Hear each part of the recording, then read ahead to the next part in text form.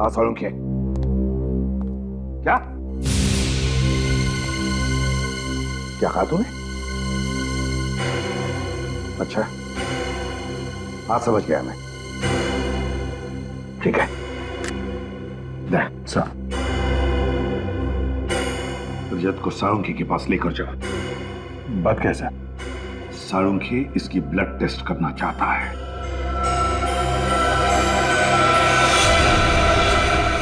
हाँ बेटा, खेल लेना लेकिन स्कूल के बाद, ठीक है? चलो।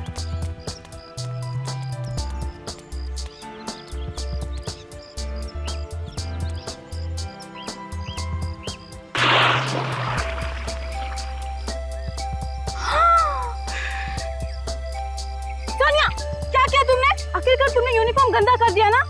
हे भगवान, मैं क्या करूँ अभी?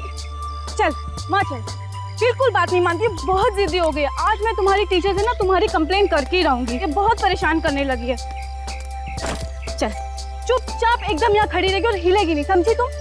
हाँ, तुम्हारे पापा भी ना तुम्हें बहुत सर पे चढ़ा के रखे हुए हैं। तुम्हारे पापा से मैं कंप्लेन करूंगी और तुम्हारा खेलना कूदना आज से बंद।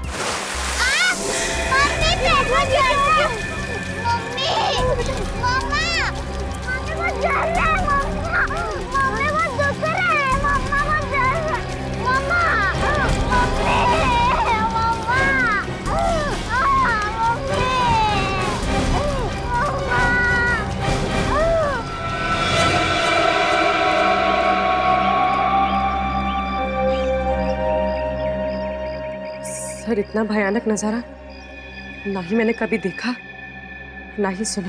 इतनी सारी लाशें, कंकाल, मतलब एक अरसे से कोई आदमी मासूम लोगों को मार के कुएं में फेंक रहा है। किसी नॉर्मल आदमी का काम नहीं हो सकता। ये आदमी दिमाग से बीमार है, साइको है कोई। बीमार भी है और शातिर भी। तभी तो इतने सालों से लोगों को मार के कुएं में फेंक रहा है और किसी को उसके जुर्म के बारे में पता भी नहीं चला। तो माँ और बेटी ने देख लिया, नहीं तो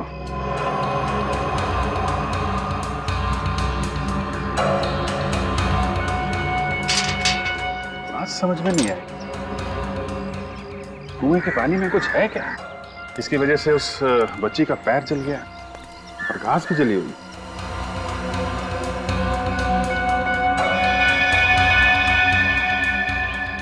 रविजीत, इतने सारे लोगों को अलग अलग जगह पे मार के यहाँ पे लाके फेंकना कोई आसान काम नहीं है।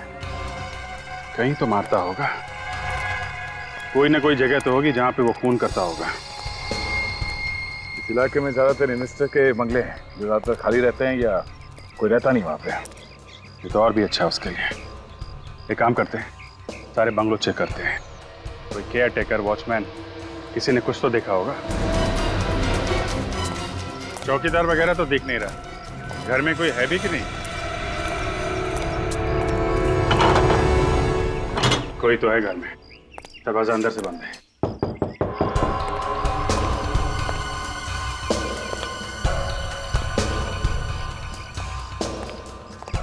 अंदर कोई देख तो नहीं रहा है?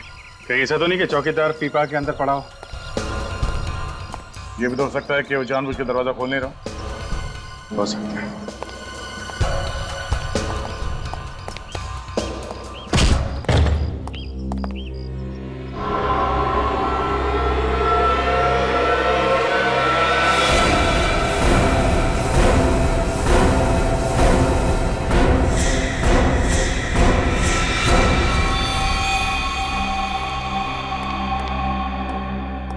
इतना सारा खून।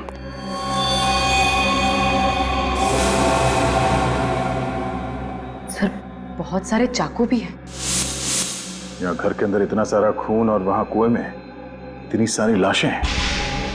कोई ना कोई कनेक्शन है आपस में। बिल्कुल दया, कनेक्शन है। लगता है खून यहाँ पे होता है और लाशें उस कुएं में डाली जाती हैं। और भी ये सब चाकू डालो, संभाल के। इसमें फिंगरप्रिंट्स होंगे।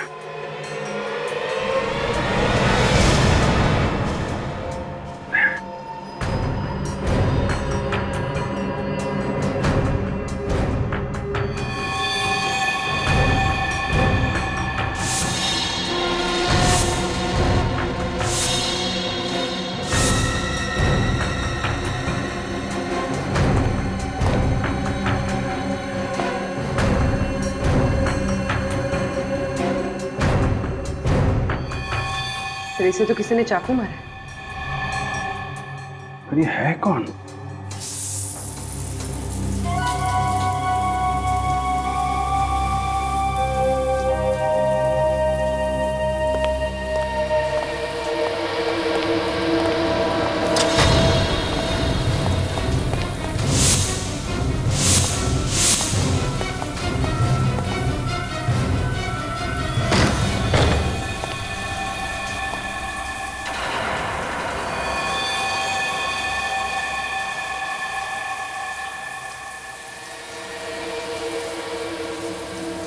हाथों पर।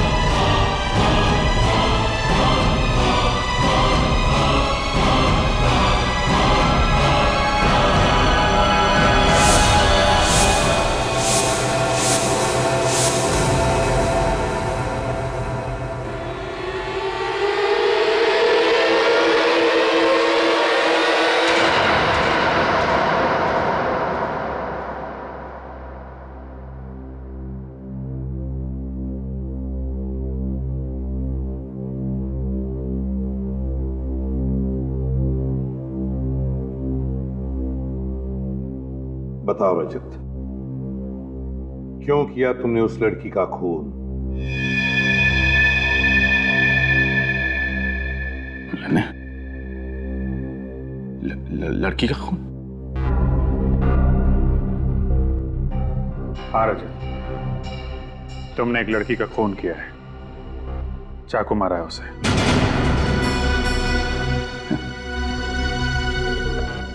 मेरी समझ में कुछ नहीं आ रहा है सर।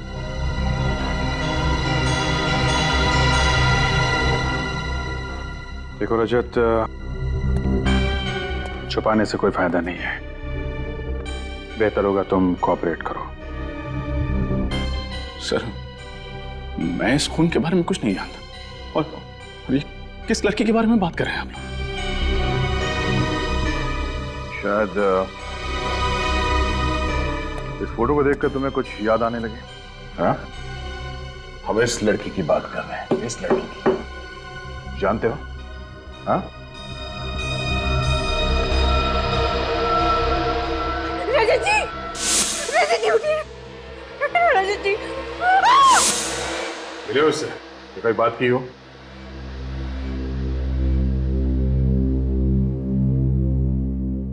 बोलो रजत।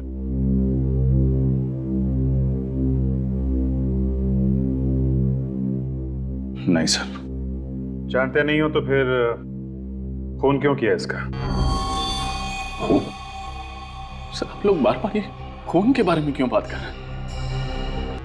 रजत, जिस बंगले में हमें इस लड़की की लाश मिली, उसी बंगले में हमें तुम भी मिले थे, और वो भी खून से लथपथ। और साळुंखे ने बताया कि वो खून इस लड़की का था। सिर्फ यही नहीं, जिस चाकू से इस लड़की का खून किया गया है, उस चाकू पे तुम्हारे उंगलियों के निशान मिले हैं। सिर्फ तुम्हारी उंगलियों के निशान। लेकिन सर, मैंने कोई खून नहीं किया, नहीं मारा मैंने इसे। अगर तुमने इस लड़की को नहीं मारा, तो फिर इसका खून तुम्हारे शरीर पर कैसे आया? तुम्हारे उंगलियों के निशान उस चाकू पर कैसे आए? क्या करने गए थे तुम उस घर में जहां पर इतनी सारी चाकू और इतना सारा खून मिला? क्या करने गए थे? और उस घर के पास वाले कुएं में इतनी सारी लाशें कहां से आई? बताओ, क्यों गए थे तुम उस घर? क्या करने गए थे? और फिर ये लड़की वहां उस घर में कैसे पहुंची? बताओ बताओ, खामोश क्यों? तुम्हें क्या लगता है खामोश रहने से तुम बेगुनाह साबित होगे? लगता है सीआईडी के तौर तरीके तुम भूल गए हो रजत। शर्म आती है मुझे कि तुम हमारे सीआईडी का एक हिस्सा हो।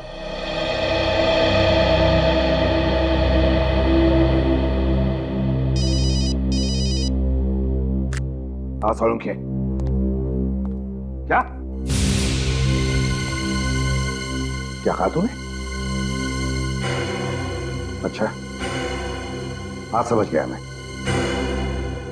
ठीक है, दे सर, रजत को सालुंखे के पास लेकर जाओ। बात कैसा?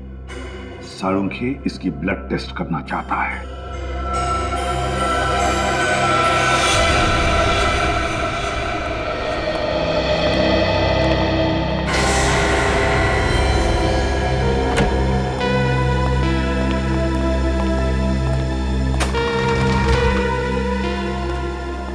सालुंखे, कुएं में से जो लाशें मिली इनके बारे में कुछ पता चला?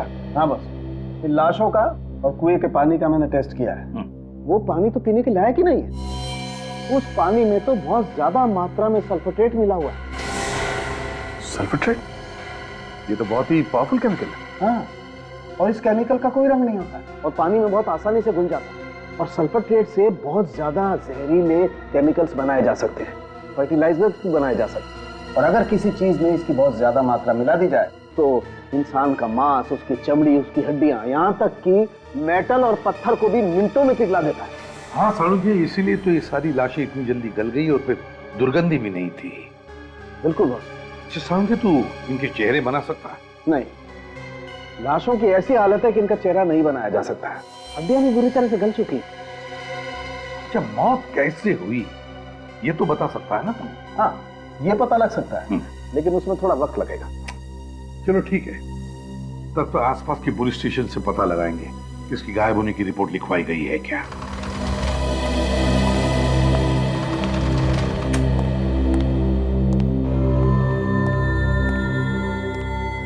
सर, हाँ, इस लड़की का पता चल गया सर। डेल्टा हॉस्पिटल में काम करती है। डेल्टा हॉस्पिटल में? ठीक है, निखिल, रजत की टेस्ट होने के बाद इसे ब्यूरो ले जाओ और जब तक हम नहीं आते इस पर कड़ी नजर रखना। चलो दे।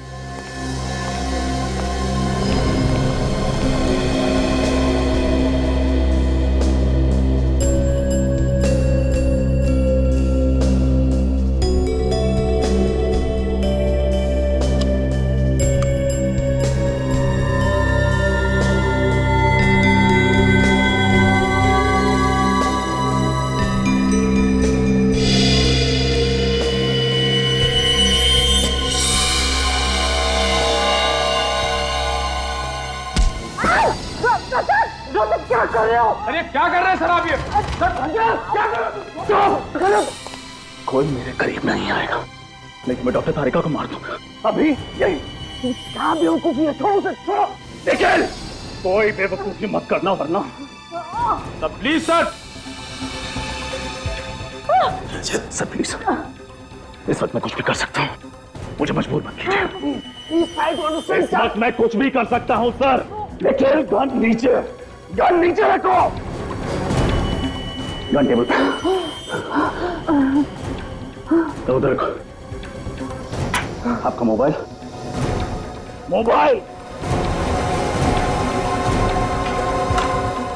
लेकिन हमारा मोबाइल और गाड़ी की चाबी।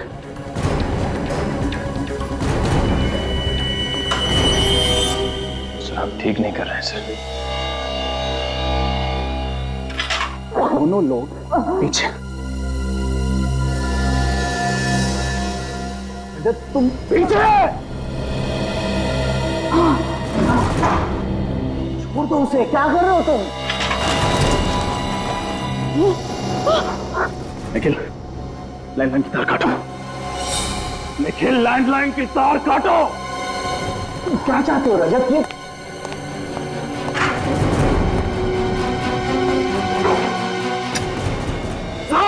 तुम एक सीआईडी ऑफिसर हो रजत, अपनी जिंदगी बर्बाद मत करो। मैं अच्छी तरह से जानता हूं मैं क्या कर रहा हूं। इस वक्त मुझे अपने आप को बचाने का और कोई चारा नहीं है। कोई पीछे नहीं आएगा, कोई हिलेगा नहीं। Sir, I mean it.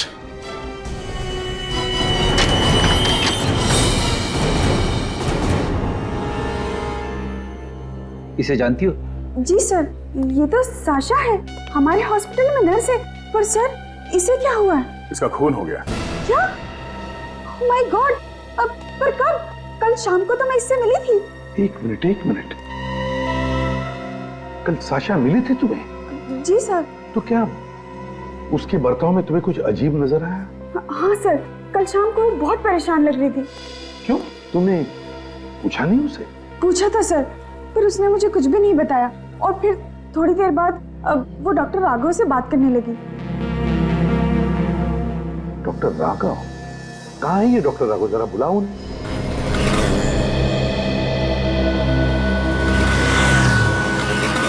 रजत, कर क्या रहे हो तुम?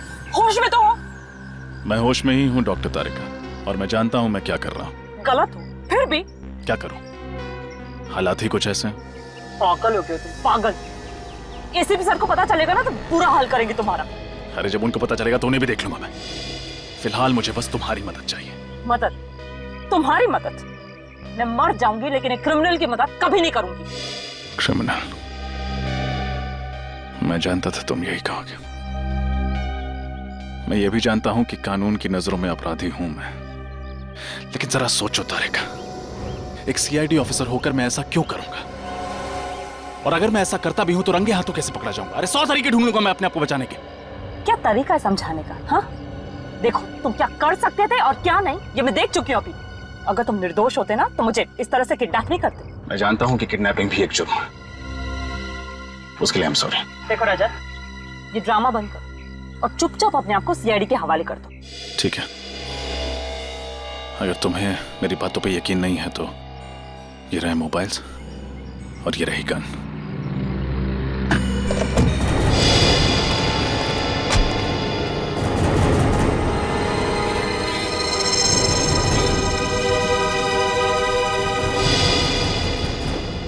डॉक्टर राघव, आपके हॉस्पिटल की नर्स साशा कल कुछ टेंशन में थी, तो उसने तुम्हारे साथ कुछ बातचीत की ना?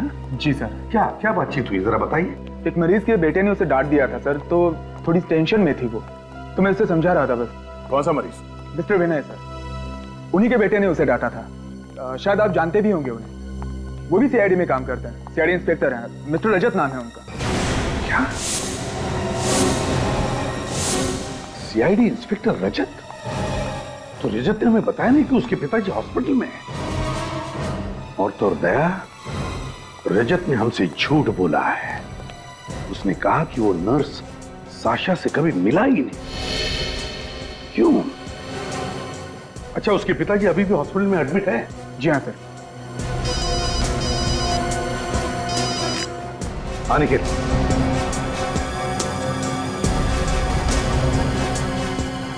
क्या? रजत ने तारिका को अगवा कर लिया? ये कर? अच्छा ठीक है, श्रेया सर, सचिन को फोन करो और उससे कहो कि वो रजत को ट्रेस करे।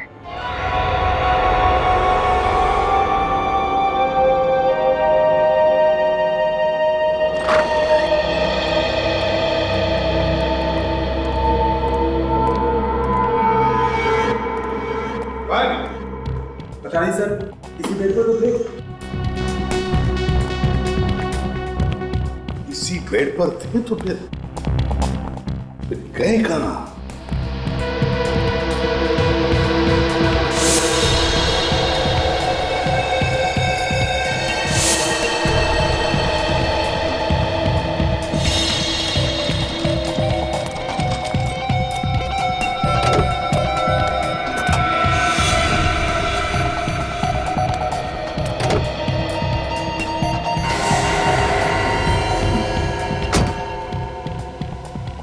डोंट वरी, मैं तुम्हारा साथ देने के लिए तैयार हूँ। थैंक यू तारिका। लेकिन पहले तुम्हें सब कुछ सच सच बताना पड़ेगा कि इन्हें बचाने के लिए तुम इतना बड़ा रिस्क क्यों उठा रहे हो। ये है कौन?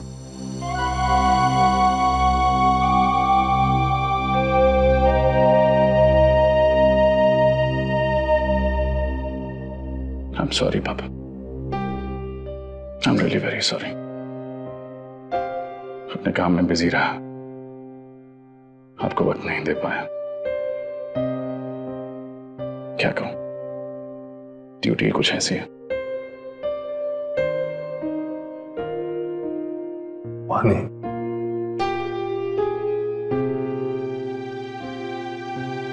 पानी।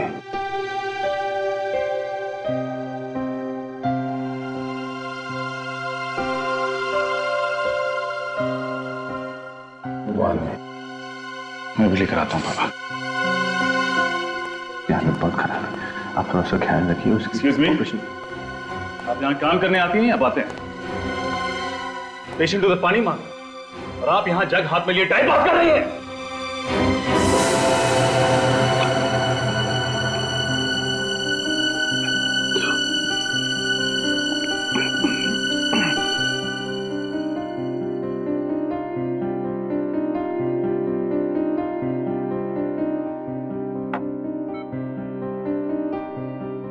खून, खून चिट्ठी के पास बंगलो, सबूत मिटा दो, सबूत मिटा दो। चाबी गमले के नीचे, आशीष बंगलो। मदद करो बेटा, मदद करो बेटा।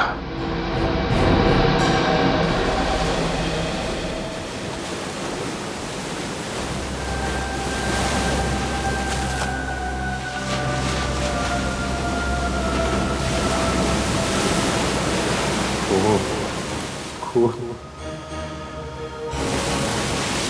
मदद करो बेटा, सबूत मिटा दो बेटा। चिट्ठी के पास आशीष बंगलो। पापा से कहीं कुछ गलत तो नहीं हो गया? नहीं नहीं, पापा ऐसा क्यों करेंगे? जरूर ये पापा का कोई भ्रम होगा, दवाइयों के हैवी डोज का दिमाग पर असर पड़ा होगा। लेकिन अगर ये उनका भ्रम नहीं हुआ तो एक सीआईडी ऑफिसर होने के नाते मुझे उनकी बातों को नजरअंदाज नहीं करना चाहिए। एक बार उस बंगलों पे जाके देखता हूँ, हो सकता है ये उनका भ्रम ना हो, हकीकत हो।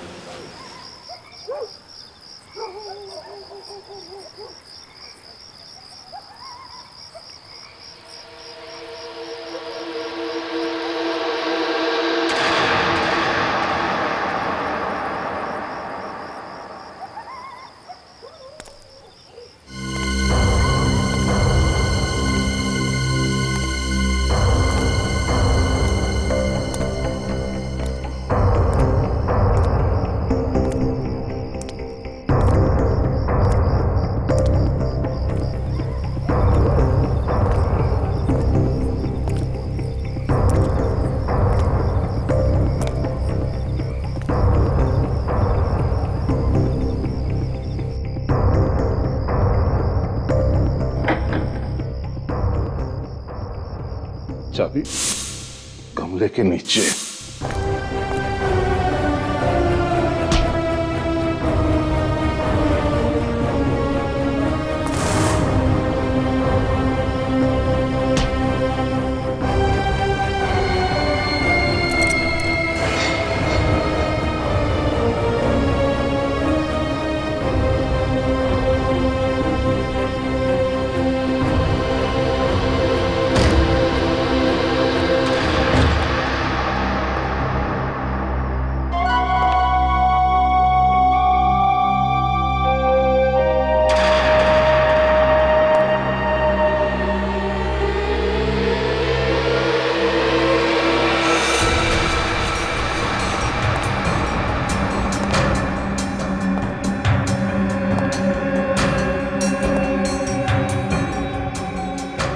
पापा ने जो कुछ भी कहा सब सच निकला।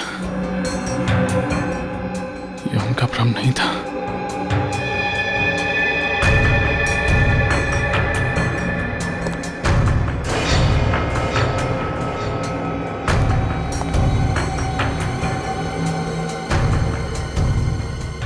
इतना सारा खून, ये औजार, ऐसा क्या हुआ है यहाँ पर? कहीं कोई लाश भी नहीं।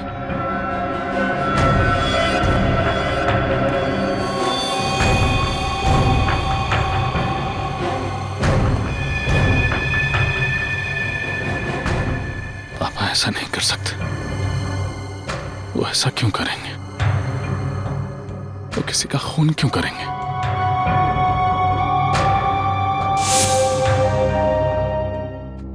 तो तुम मेरी मजबूरी समझ सकती हो ना। मगर इस सबके पीछे रजत और उसके पिताजी का क्या रोल हो सकता है सर? क्या रजत या उसके पिताजी को कोई खतरा था जिसकी वजह से उसने इतना बड़ा कदम उठाया? हो सकता है, जरूर हो सकता है। नहीं तो रजत एक सीआईडी ऑफिसर इतना बड़ा कदम कैसे उठा सकता है सबके सामने तारिका को किडनैप करने का? सर अगर वो तारिका को किडनैप कर सकता है तो उस पर वार भी कर सकता है। नहीं अभिजीत, मुझे नहीं लगता। एक जुर्म छुपाने के लिए वो ऐसा जुर्म नहीं करेगा तारिका पर वार करने का। सही कहा आपने सर।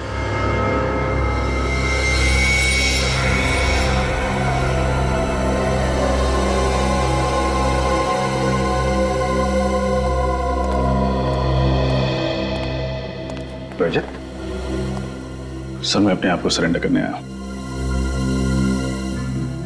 ये निखिल की गन, ये मोबाइल्स। निखिल,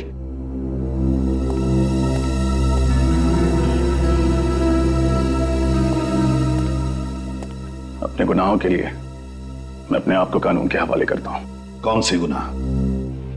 बंगलों में किए गए खून, कुएं से मिली लाशें, सारे कंकाल, नर्स साशा का मर्डर।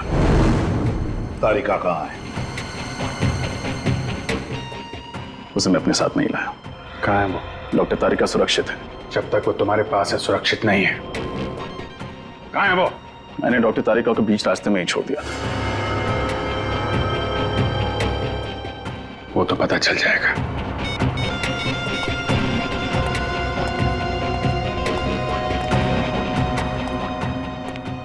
तुम्हारे पिताजी कहाँ हैं? सर वो मैं नहीं बता सकता। क्यों नहीं बता सकते? आप मुझसे कुछ और पूछिए, लेकिन अपने पिता के बारे में पूछे गए सवालों के जवाब मैं नहीं दे पाऊंगा। तुम्हें जवाब देना ही पड़ेगा, समझे? तो बताओ, तुम्हारे पिताजी का उस बंगले से उस नर्स साशा के साथ क्या कनेक्शन है? क्या कनेक्शन था? और फिर डेल्टा हॉस्पिटल से क्या वो जुड़े हुए हैं? जवाब दो रजत। आई एम सॉरी सर, मैं अपने पिता के बारे में कुछ नहीं बता सकता।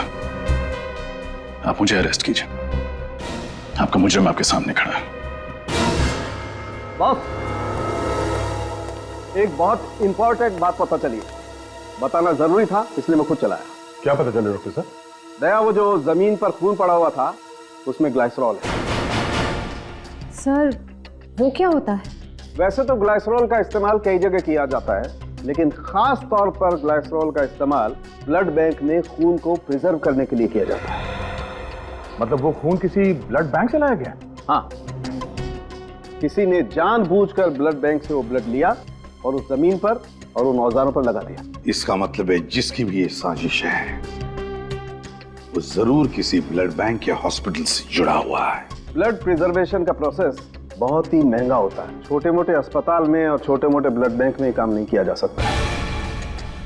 एक और खास बात, रजत के पिताजी डेल्टा हॉस्पिटल में थे और डेल्टा हॉस्पिटल में खून को प्रिजर्व करने के लिए ग्लाइसरॉल का इस्तेमाल किया जाता है। Delta hospital. Doctor Anoop, doctor Anoop, doctor Anoop. Sir ये सारे रिसर्च डॉक्टर अनूप के नाम पर है? दया, इस डॉक्टर अनूप को ही इतने सारे खून के बॉटल्स की जरूरत क्यों पड़ी? और सर पिछले 2 दिनों में ही उन्होंने ये सारी बॉटल्स ली हैं। सर शायद ये डॉक्टर अनूप ही इन सारे गुनाहों का करता धरता हो सकता है दया, हो सकता है। ये डॉक्टर अनूप कहाँ मिलेंगे? सर वो तो कुछ देर पहले ही चले गए। चले गए? कहाँ चले गए? ये तो पता नहीं सर, लेकिन उनके लिए एक कॉल था। उन्होंने कुछ देर फोन पे बातें की और फिर तुरंत चले गए। किसने कॉल किया था? किसी केमिस्ट शॉप से फोन था। कौन सा केमिस्ट शॉप? ये तो पता नहीं सर, लेकिन आपको उनका नंबर मिल जाएगा। सर एक बात समझ में नहीं आ रही है, रजत सर ऐसा क्यों कर रहे हैं? क्यों सच को छुपा रहे हो? सब कुछ ठीक हो जाएगा निखिल, बस एक बार पता चल जाए कि उस अस्पताल में क्या हो रहा है। सर वो अपने पिताजी के बारे में कुछ बताते क्यों नहीं है?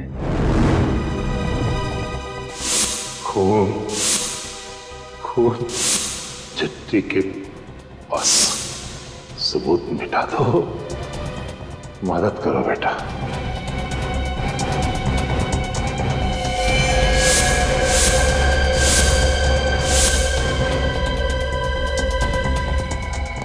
किसी ने जानबूझकर ब्लड बैंक से वो ब्लड लिया और उस जमीन पर और उन औजारों पर लगा दिया। एक और खास बात, रजत के पिताजी डेल्टा हॉस्पिटल में थे और डेल्टा हॉस्पिटल में खून को प्रिजर्व करने के लिए ग्लाइसरॉल का इस्तेमाल किया जाता है। मालूम है आज हॉस्पिटल में क्या हुआ है? कैसे? एक आदमी अपनी बीवी की कंप्लेंट करने लगा एसीपी साहब से। कहने लगा कि उसकी बीवी उसे मारती है, उससे काम करवाती है। अब सीआईडी के पास क्या यही काम बचा? लोग भी अजीब अजीब कंप्लेंट लेके आते हैं हमारे पास। कहते किसी का कुत्ता खो गया, किसी का बटवा खो गया, किसी की बीवी उसे मारती है। दूध वाला दूध में पानी डाल रहा है। अब ये सब कंप्लेंट सीआईडी सॉल्व करेगी क्या? कंप्लेंट? कहीं ऐसा तो नहीं कि पापा भी किसी की कंप्लेंट कर रहे थे मुझसे और मुझे लगा कि उन्होंने ये सब किया? हाँ, ऐसा हो सकता है, शायद ऐसा ही हो।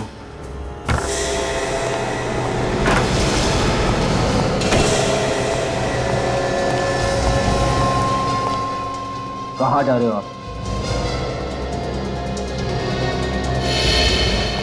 रुक जाइए वरना।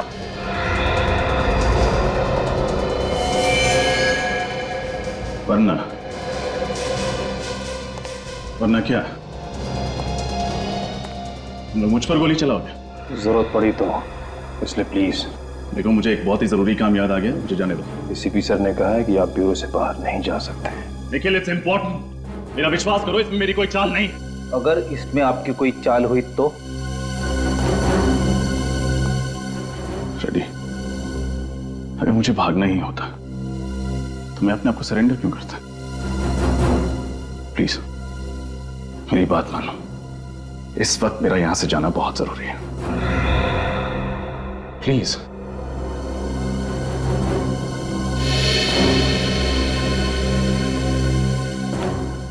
कहाँ जाना चाहते हैं आप? Hello, SD chemist.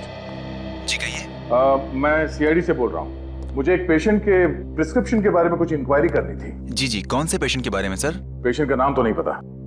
फिर मैं कैसे इन्फॉर्मेशन दूं सर? देखिए, थोड़ी देर पहले आपने डेल्टा हॉस्पिटल में डॉक्टर अनूप को फोन किया था ना?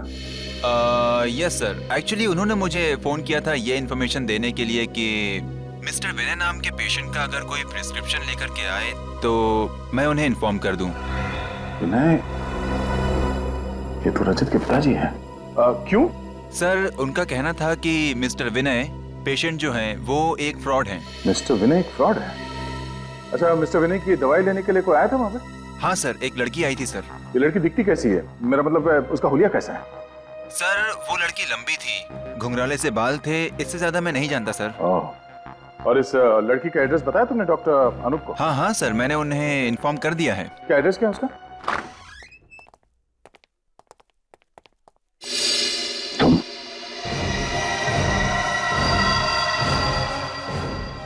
बेटी ये यहाँ कैसे? हाँ? सर मैं जानता हूँ आप लोग मुझसे नाराज हैं। मैंने जो किया गलत किया। अपने पिता को बचाने के लिए मैं उन्हें हॉस्पिटल से भगा के ले गया। पहले मुझे लगा था कि वो इस सब चीजों में शामिल है, लेकिन वो बेकसूर है सर। मगर तुम बेकसूर नहीं हो, नहीं हो तुम बेकसूर, समझे? साशा के खून में तुम अभी भी निर्दोष साबित नहीं हुए हो। उस चाकू पर तुम्हारी उंगलियों के निशान है। तुम्हारे पिताजी इस वक्त कहाँ है रजत? क्यों सर? रजत, हमें पता चला है कि डॉक्टर अनूप किसी घुंघराले बालों वाली लड़की के पीछे गए हैं जिसके पास तुम्हारे पिताजी की दवाई की प्रिस्क्रिप्शन है और जो मेडिकल स्टोर में गई थी दवाई खरीदने के लिए। क्या? क्या हुआ? तुम उस लड़की को जानते हो? हाँ सर, वो घुंघराले बालों वाली लड़की डॉक्टर तारिका है।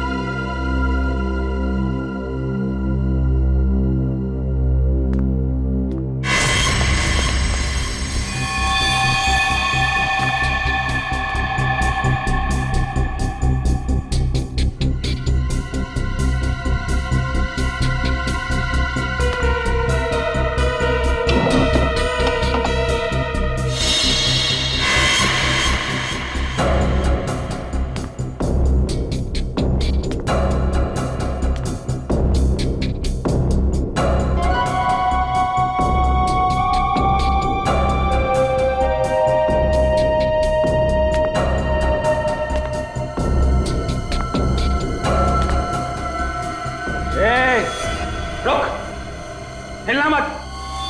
बंदूक दे तेरी, बंदूक दे। गुड। कौन हो तुम? चुपचाप ये बता कि रजत के पिताजी कहां पे हैं? पहले बोलो कौन हो तुम? जो पूछा उसका जवाब दे। बता, रजत के पिताजी कहां हैं? नहीं बताऊंगी। देख दिमाग मत खराब कर, समझी? जल्दी बोल। बोला ना नहीं बताऊंगी। तो ऐसे नहीं मानेगी? हाँ, दिखाओ तुझे। क्या नहीं बताएगी ना तो यहाँ पे तुझे गोली मार दूंगा। मार। नहीं बोलेगी? नहीं बोलेगी तू? बोला ना। नहीं। बता।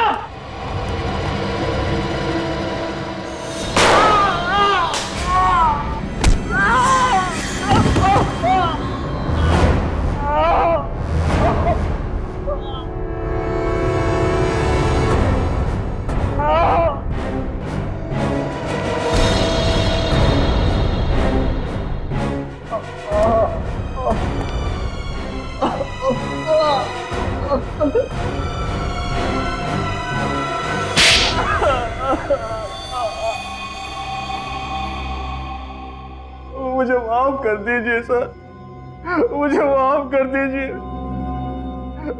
मैं ही कातिल हूँ, मैंने ही सारा खून किया सर। एक डॉक्टर होकर शैतान का काम किया तुमने। क्यों किए ये खून? क्योंकि लालच में सर, मैं एक ऑर्गन्स का रैकेट चलाता था सर। पेशेंट के शरीर से अंग निकालता था और उन्हें बेचता था, जिससे मुझे बहुत रुपए मिलते थे सर। और सबूतों को मिटाने के लिए तुम लाशों को उस कुएं में फेंकते थे जिसमें तुमने पहले से सल्फेट्रेट मिलाया हुआ था। हाँ सर। रजत को क्यों फंसाया तुमने? रजत के पिताजी ने मेरी और शाशा की सारी बातें सुन ली थी सर, और उन्होंने वो सारी बातें रजत को बता दी। मैं जानता था रजत एक सीआईडी कॉप है, वो उस बंगले में जरूर जाएगा और मैं और शाशा पकड़े जाएंगे। इसलिए उस दिन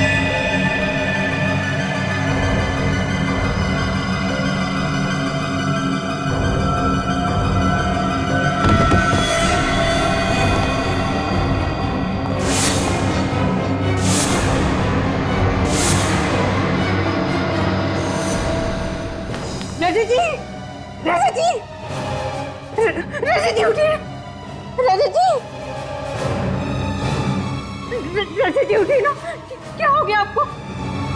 उठिए ना रजत जी।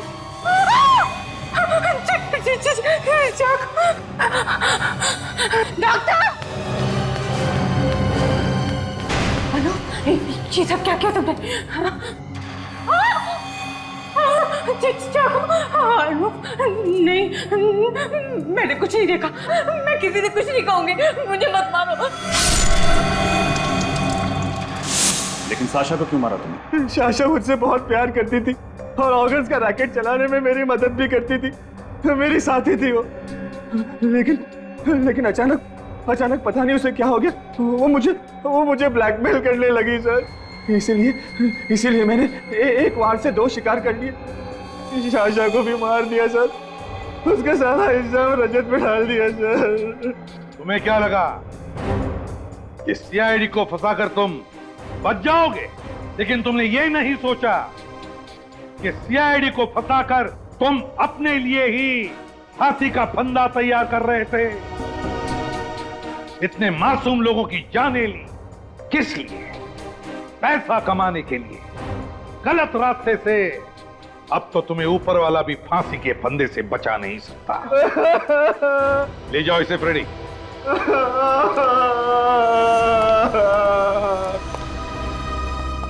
I'm sorry सर, मैंने रजत, एक बात हमेशा ध्यान रखना, एक सीआईडी ऑफिसर के लिए रिश्तों से ज्यादा फर्ज होता है। काम पर लग जाओ।